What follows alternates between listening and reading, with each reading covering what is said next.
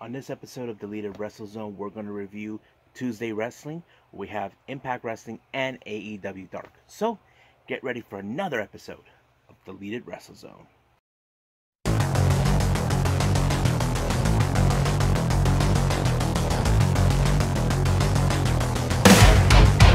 Are you ready?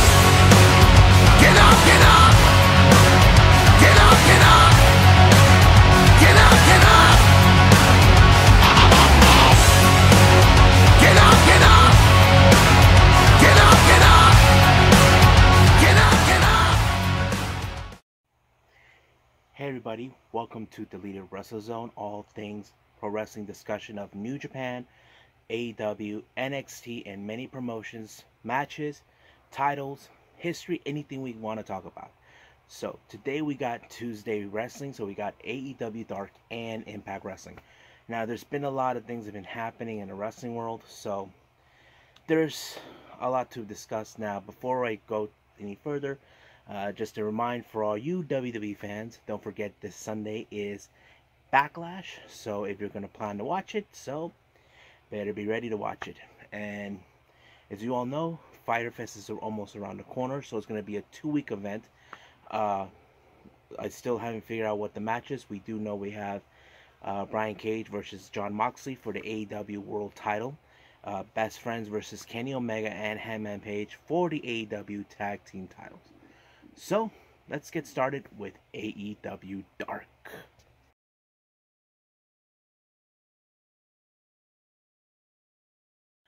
Alright, so we got AEW Dark. Gotta let you guys know that there's been a lot of interesting things on this episode. Now, as you know, the previous AEW Dark episode, they had, of course, a shorter one up to 45 minutes. Now, for a while now, they've been having like an hour and a half, segment with their matches, longer ones. But this one in particular is very interesting. There's been a lot of storylines they added in several matches. Some wrestlers you may or may not have heard, but we're going to start right now. Now, the first match was a tag team match between SCU, Frankie Kazarian, and Scorpio Sky versus Lowrider and Fuego del Sol. Now, if you guys never heard of these guys, Lowrider and Fuego del Sol, now these guys have made brief appearances on Sammy Guevara's vlogs. Lowrider's always been the guy who travels with them all the way to Mexico. He was one of those guys who's there. Fuego del Sol is the kind of guy Sam likes to joke about. Who also Fuego does his own vlogs, and he hardly makes any vlogs, and he tells people, "Do you know who Fuego del Sol is?" And people go, "Nope." So that was kind of very funny, but it's always been. But I have to say, these guys, this match was more of a squash match, so I'm just gonna skip ahead the winners for this one. This one came out to Frankie Kazarian and Scorpio Sky. I'm not sure if AEW are considering signing them or they're just jobbers. Reason is, there has been connections with wrestlers. Like I said, Lowrider and Fuego del Sol have a connection with Sammy Guevara, but we'll see down the line how it goes. Now the next one is more of a storyline that intertwines with the match that they have. So basically, this one, the Dark Order introduced a brand new member, and this member they dubbed them as 5. But later it was revealed who is number 5 is in fact Alan Angels. So basically he became the newest member of Dark Order. So who's one in the numbers? Now, Evil Uno, he's number 1. Stu Grayson, number 2. Reynolds and Silver, 3 and 4. Then here comes 5, Alan Angels. But Preston Vance is number 10. So basically I'm not sure who's 7, 8, or 9. So 5 was in the match against Lee Johnson, but he wasn't alone there. Right where the ring is, they had 10, Reynolds, and Silver right there just watching. Much of the match looks like 5 was trying to, was more dominant, but at some point Lee was able to overturn it. But later, some point, here comes the boss, Mr. Brody Lee, who gave him the true strength to finish Lee Johnson, and he did. And then as soon as he defeats Johnson, post-match, they beat him up. Basically, 5 hand him over to Preston, and then he hand him over to Silver and Reynolds. So that became like a good story. Basically, now we're seeing Alan Angels, who's now accepting the Dark Order's ways, where he's getting sick and tired of being a loser, but now he's a member. So now it means that the Dark Order are now being serious. Now we yet to see Stu Grayson and Evil Uno. As you know, they're stuck in Canada at this moment since they're natives from there, but I can't wait to see them return. Now the next match was another tag team. This one was another squash match, which was between Musa and Brody Pierce versus Santana and Ortiz. So I like to say we all know who probably won that one. That would be Santana Ortiz. So it wasn't much of a bigger deal. Now the next one, basically there was a storyline here where QT Marshall and Brandy were talking around, and here comes QT Marshall with these new shirts that Allie made. Now it's still unclear what is going on in this picture. Now Allie's like saying she's in love with QT. Now as you all recall, Allie and Brandy haven't been good friends, and not to mention Allie and the rest of the Butcher and the Blade were trying to eliminate Cody, who they call him the head of the snake. But it's still unclear what is going on in this segment. I don't know if it's like a love story that was added, but who knows. Then the next match is another tag team match and also another squash match. This guy named Anthony Kenta versus, teaming with Jericho's most hated person, but now beloved people. We refer to him as Pineapple Pete versus the Butcher and the Blade. But we all know who might have won that one. If you guys guessed it, yes, it's the Butcher and the Blade, as always. But Pineapple Pete has becoming more popular thanks to Jericho. So if you guys don't know, in real life, Jericho put him over a lot when he keeps calling him Pineapple Pete. Get Pineapple Pete out. So I thought it was so hilarious. But you can still see hear the podcast with Jericho on this one, on Talk is Jericho. And then we have Zach Clayton. You may know him, this guy. Zach Clayton's real name, you may have known him as 24. If you guys are not familiar with 24, he is the boyfriend of Jersey Shore star Jenny Farley, aka JWoww. Yes, it's 24. Now, this was unusual. Now, I don't know if he was released from WWE, because I know he was sent to try out and, of course, report to the Performance Center. I'm not sure what's the deal. They still haven't put out. But he was in a match against QT Marshall. And as you know, QT comes out with these brand new shirts that Allie made. And he had Allie write down in the commentary. And it became more like, okay, what the hell is wrong with this picture? Why is QT Marshall more focused on Allie? And there was a moment where both Dustin and Brandy were hurt, but they were okay. It's still unclear what is going on here. So I think they're starting to question, okay, they can't be angry with QT for this, but something is wrong. But I can't wait to see where they're going to go with this. Next match, this one was Sonny Kiss versus Christopher Daniels. Now, this match was very, very interesting because much of the match, as you know, these two are two of the most well-known stars within AEW. So this one is like one of those matches we can talk about. There were moments where Daniels was more aggressive, like he was very much upset how this was turning out. So it was like back and forth. He was losing his cool. Even Aubrey Edwards, I like this part where he's like, hey, you are better than this. You are better. I like how she acting like she knows Daniels, but he needs to keep his cool. So it was kind of interesting. And of course, Sonny did a great spots, with the backflip cartwheel, what he normally does. That was a good one. But of course, it ended with the Wing Angels, whatever the move is called, by Daniel. So he picked up the victory. Now the next match is another tag team, but this one was good. It was Brandon Cutler teaming up with Peter Avalon again, along with Leva Bates, versus Jurassic Express, Marco Stunt, and Luchasaurus. This one was very interesting because these two guys are still winless, and so far they haven't been able to communicate. Jungle Boy was there, but he was on the side. So he knew that this was important for them to win it. So it was an interesting dynamic to see both Luchasaurus and Marco Stunt together.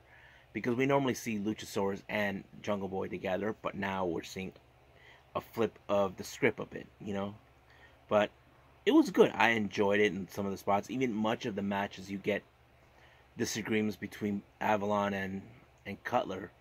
Basically, it's like, who's going to pick up the victory, or get the hell out of my way, I'm trying to finish it, that type of thing. It was pretty cool how it turns out, but frankly, Jurassic Express picked up the victory, and still Avalon and Cutler are winless.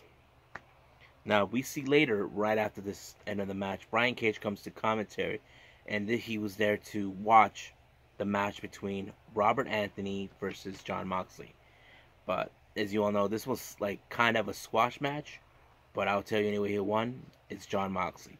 Now, Moxley has shown much of his grappling style, kind of like what Drew Gulak, Tracy Williams from Catchpoint are doing. And I think Cage is starting to see more different kind of style with Moxley, because now Moxley's doing more of that stuff now, and like mostly that's something that's been missing for a while now. There are wrestlers we can talk about saying, oh, they're good with high flying. Now, do I think this one was okay, this particular show? I said, yeah.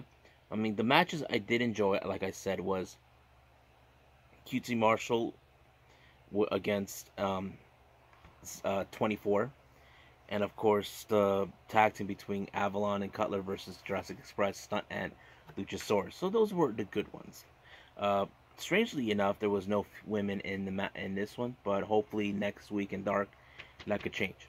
So I think that's it for now for AEW Dark. We will do the Wednesday Night War tomorrow, but it was gonna, or should I say, today, because it's already Tuesday. Well, whatever day it is, because I'm in limbo. So let's move on with Impact Wrestling.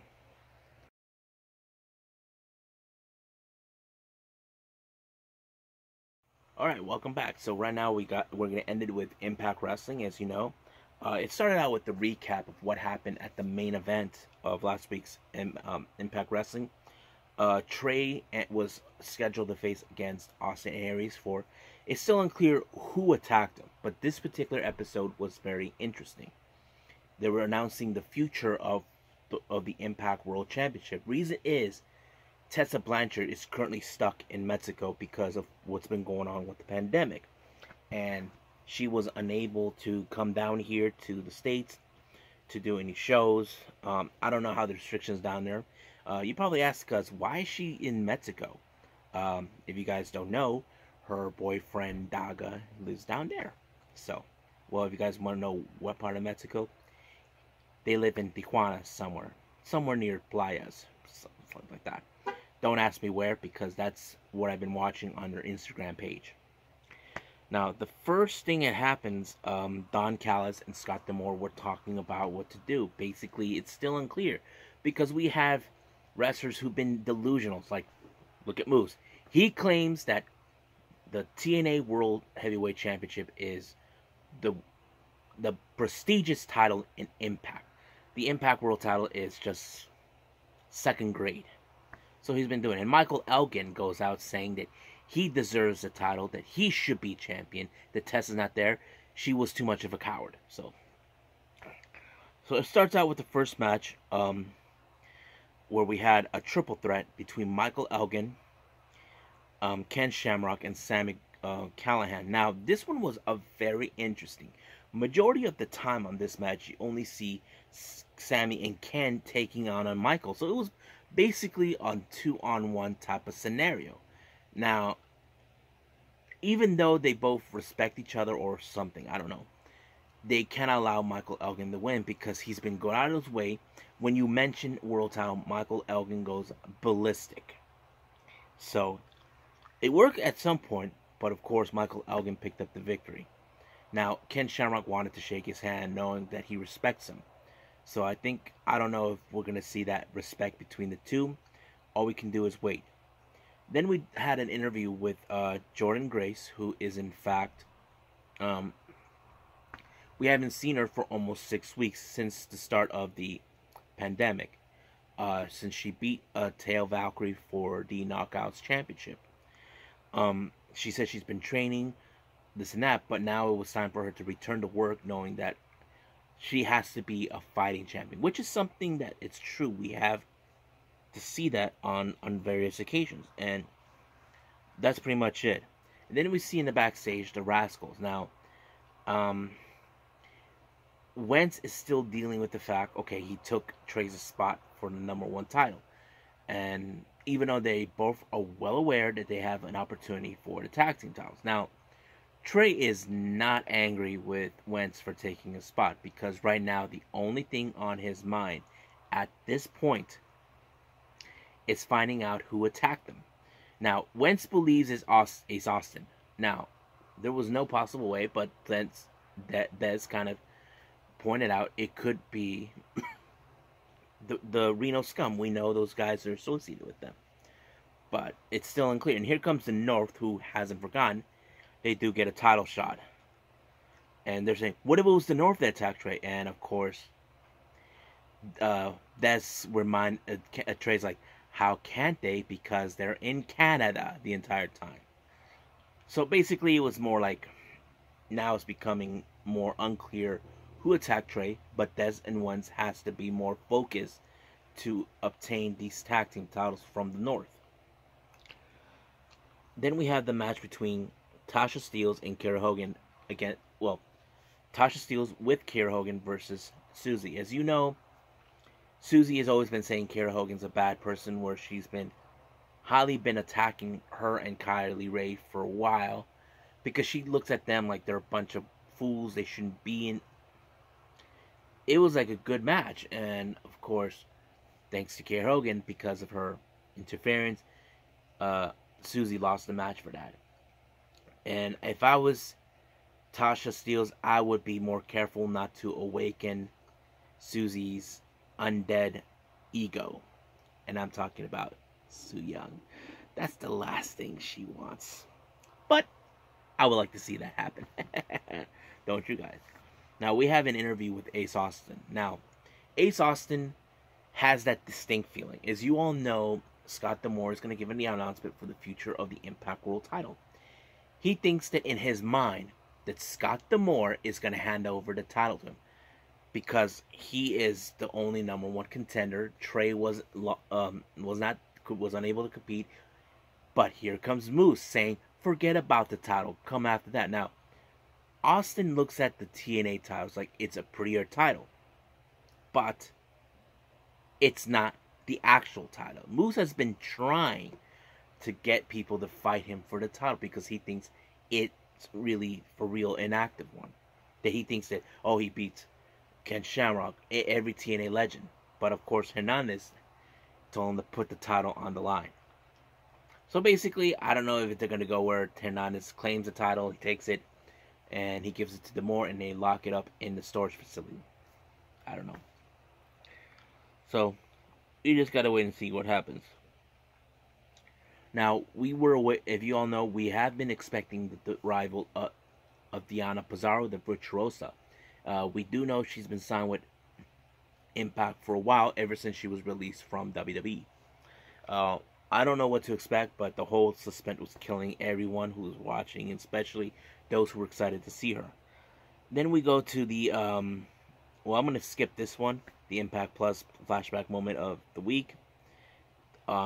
But this one, we had a little segment where Rhino was confronted by Rohit Raju.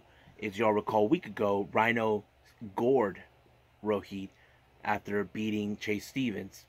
And he got into his face, and he tells him that, I got a tag team partner, and he's got kids. Now, that's a reference to someone we all know too clearly that Rhino worked with back in WWE not too long ago. So I'm kind of excited to see where they're going to go with this one. So, not sure where they're going. Then we had, as you know, the Knockouts division is on, the Knockouts Championship is now on the line. So Taya was looking for Bravo, who was nowhere to be found, but we all know where he is. He's with Rosemary. Then we had a tag team match between Johnny Swinger, that moron, and Chris Bay, versus Cousin Jake and Willie Mack. This one was a good match because basically you get to see Willie Mack now interacting with the Deaners. And he helped Cousin Jake a week ago. And of course, Swinger and Bay still has their issues. Swinger thought that he and Willie Mack were tight, but they weren't. And Chris Bay stirred up some things between both Johnny and Mac, even though they weren't friends, even though he had that delusion they think that they were friends. Sooner or later, Johnny's going to get his butt kicked for that. But as soon as the match ended with Willie Mack pinning Johnny Swinger, but Chris Bay was not having it. The more they were getting beat up, they decided to give them a beatdown. But out of nowhere, Cody Deaner shows up. He finally got out from the quarantine in Canada, and he showed up to make the save. I'm like, finally the Deaners are together. So it was kind of cool to see that. And then we had the announcement regarding the future of, as soon as Scott D'Amore was talking, Ace Austin, like I said in his interview, he thinks that D'Amore is going to make him Impact World Champ. But out of nowhere, as I suspected, Michael Elgin shows up saying, we all know, if you mention World Champion, he has something to say. So he's telling him that that the World Championship belongs to him. But out of nowhere, here comes someone all too familiar, who has been Impact World Champion. We're talking about Eddie Edwards. Eddie kind of made the excellent point. He comes out saying, you think you guys earn it. You see, I come from where I fought for where I wanted.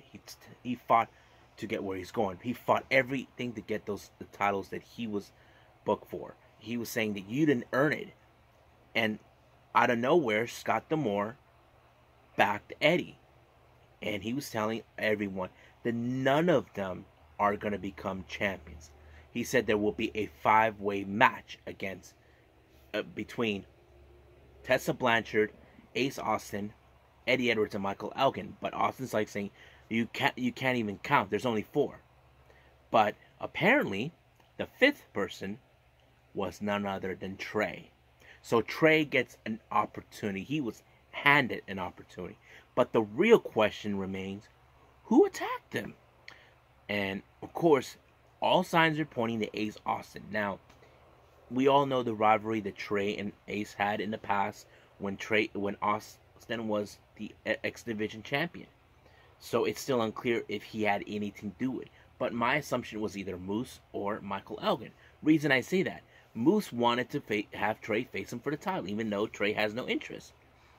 And Michael Elgin, well, he can't stand the fact that he lost to Trey because of his size, and he doesn't deserve to become world champion. But that's how it is. But now it's been confirmed on Slammiversary, July 18. It's going to be for the Impact World Championship between Ace Austin, Trey, Michael Elgin, Eddie Edwards, and our champion, Tessa Blanchard. So this is going to be one hell of a match, and I'm excited to see. So stay tuned for more. Hopefully we get to see. Hopefully Tessa can come back before we go to jump in. Now, as you all know, we've been hearing that the Virtuosa was going to be at Impact. So it was still unclear. Gianna, the interviewer, was trying to locate her, but she was not there. So basically it turned to the hunt for,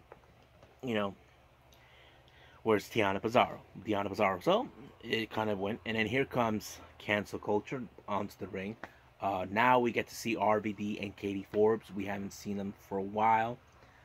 Katie Forbes has a new outfit where you don't see her with more skin because they've been changing. And of course they brought in their newest recruit and newest member, Jacob Chris, as we know him back then as J. Chris. So basically they're still targeting Crazy Steve. As you know, they think the word crazy is offensive, even though it's not. Steve is just crazy, and they just think the word is offensive.